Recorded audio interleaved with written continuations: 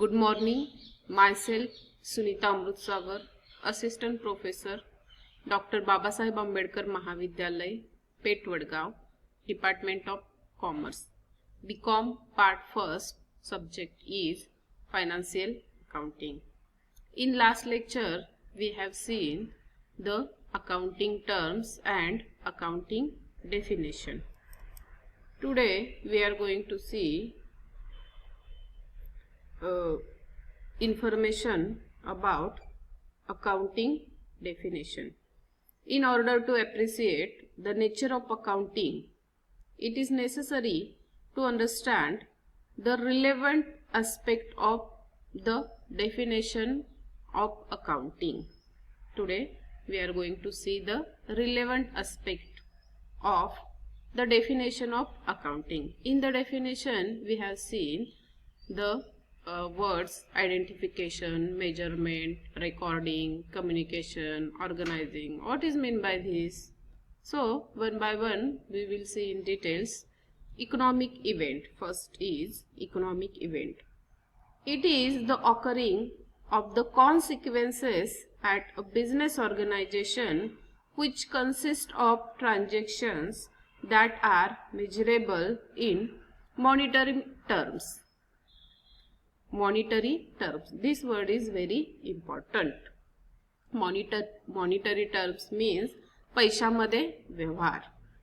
Purchase of a machinery, installing and keeping it ready for manufacturing is an economic event which consists of a number of financial transactions. These transactions are buying the machine, transporting the same, preparing the site for its installation and incurring expenditure on selling the same.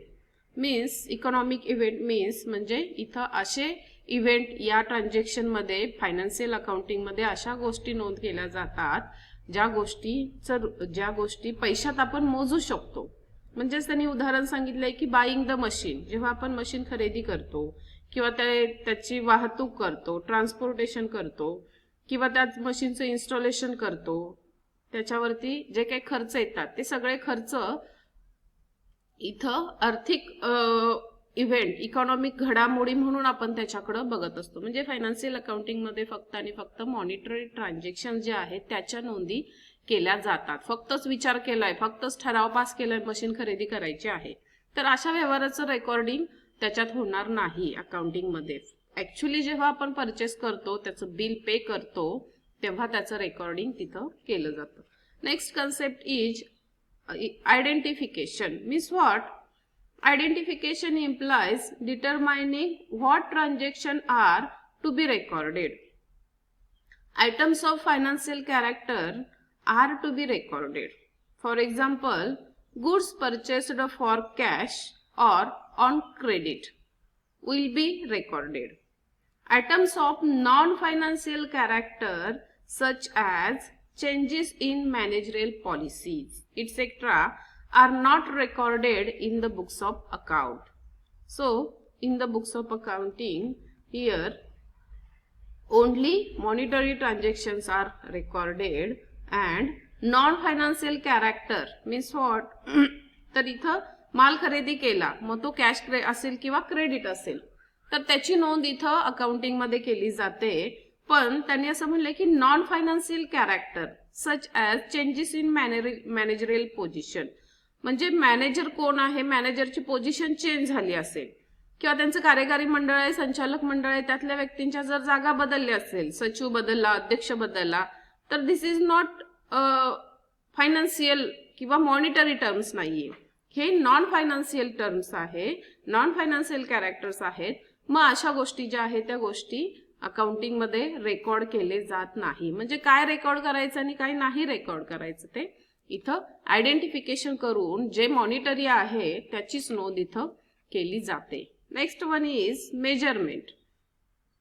Means quantification of business transactions into financial terms by using monetary unit.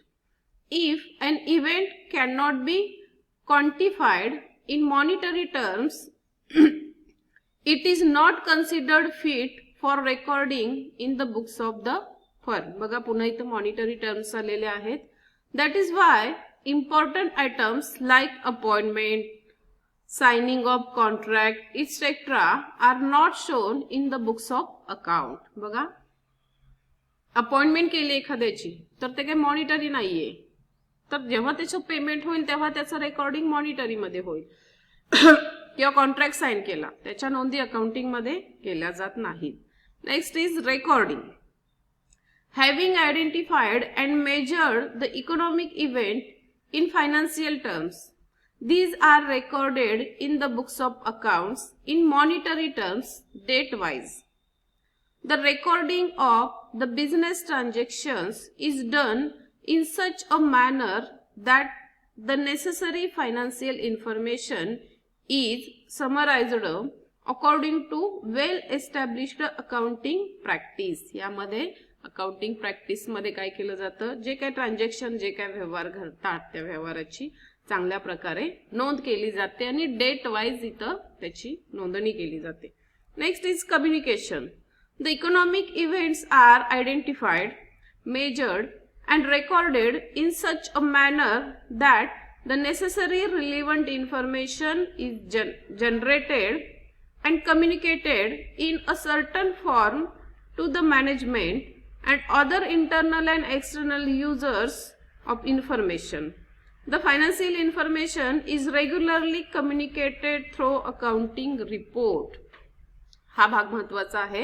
The financial information is regularly communicated through accounting report. Accounting मध्ये काय करतो आपण, reports तयार करतो आणि त्या रिपोर्टच्या माध्यमातून information मिळत असते लोकांना, कंपनी बद्दलची माहिती मिळत असते. Next one is organization. Organization refers to a business enterprises whether for profit or not for profit motive. There are two type of organization: profit making organization, non-profit making organization. And next is interested users of information. Many users need financial information to take important decision. These users can be investors, creditors, labor union, trade union. They need the information about the financial activities. So, interested users of information.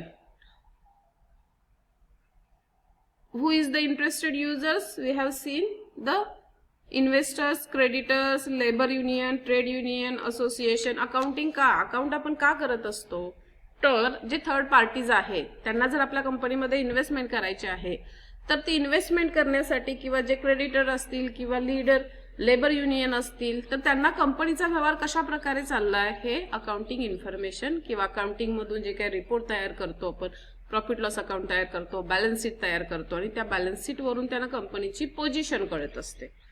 Okay, next is accounting process can be summarized as follow. See this process, the accounting process. Next one is communicating accounting information. Next is decision makers and economic event.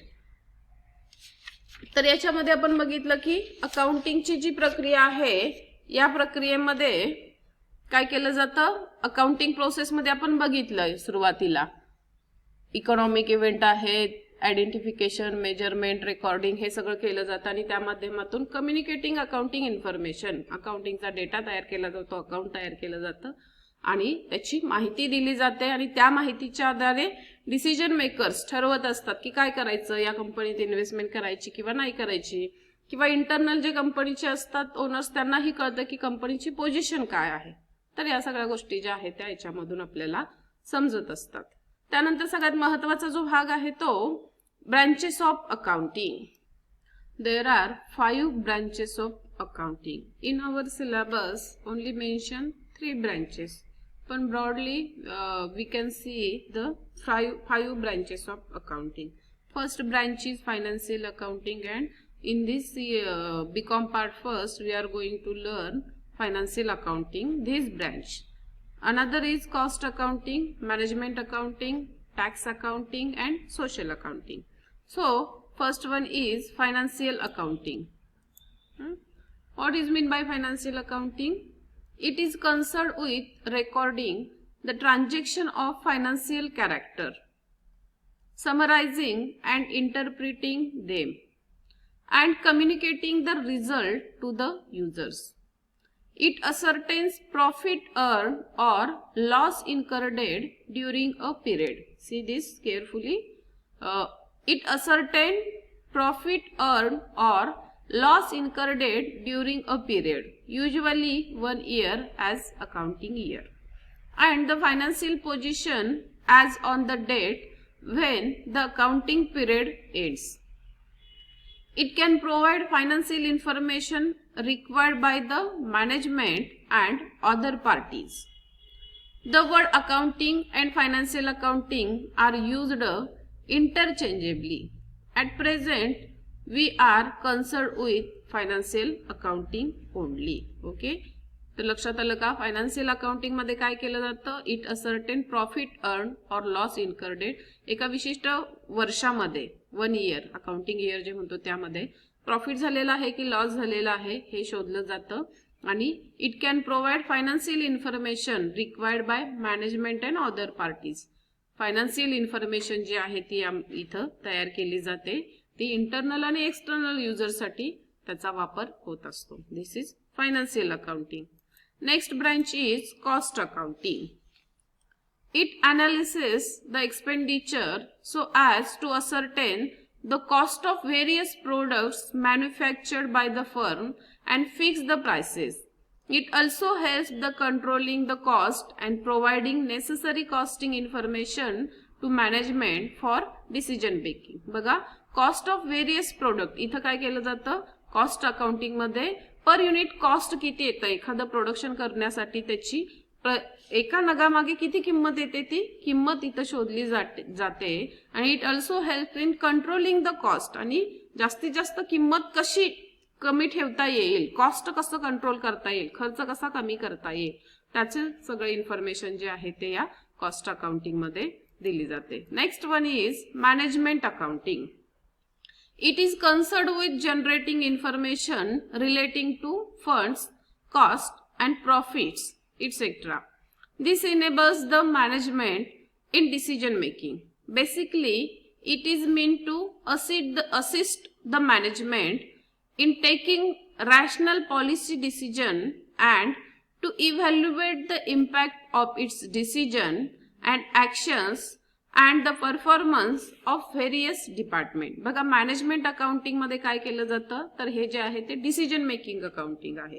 काय करायचं, कशा प्रकारचे decision घ्यायला हवेत त्याच्याबद्दलची माहिती जी आहे ती माहिती इथं अकाउंटिंग मधून त्यांना मिळत असते. आणि बघा, concern with generating information relating to funds, fund generate करायचं आहे, कॉस्ट प्रॉफिट याच्याशी रिलेटेड जे इन्फॉर्मेशन आहे किंवा याच्याशी रिलेटेड जे माहिती आहे त्याचा समावेश आपण मॅनेजमेंट अकाउंटिंग मध्ये करत असतो. Next one is tax accounting. This branch of accounting has grown in response to the difficult tax laws such as relating to income tax, sale tax, etc. An accountant is required to be fully aware of various tax legislation. म्हणजेच इथं tax accounting मध्ये काय केलं जातं, income tax, sale tax याच्याशी related माहिती जी आहे त्या माहितीचा अभ्यास केला जातो. And last one is social accounting. This branch of accounting is also known as social reporting or social responsibility accounting, SRA आपण त्याला म्हणतो. It discloses the social benefits created and the cost incurred by the enterprises. Social benefits include such facilities as medical, housing, education, canteen, provident fund, and so on, while the social cost may include such matters as exploitation of employees, industrial interest, environment pollution, unreasonable terminations, social evils resulting from setting up industries, etc. So we can say the social accounting, social responsibilities accounting. तर social accounting मध्ये इथं आपण बघतो की प्रत्येक व्यवसायानं काही एक सामाजिक जबाबदारी